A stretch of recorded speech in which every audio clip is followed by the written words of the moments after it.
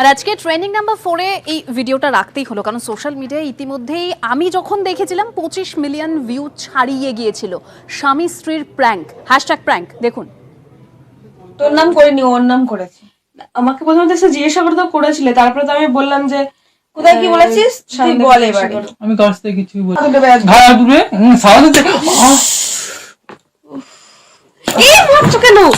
এই তুই বলেছিস মানে, তুই বলেছিস মানে ভাবছো কেন তুমি?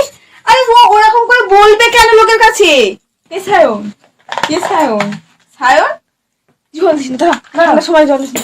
এ সায়ন, এ সায়ন ওঠ না, ওকে আমি অফ করে দিই। এ সায়ন ওঠ না, সায়ন ওঠ না, প্লিজ ওঠ না। এ খাওয়াচ্ছ কেন তোমরা? কি হচ্ছে তোমাদের? তুমি ঠিক আছো?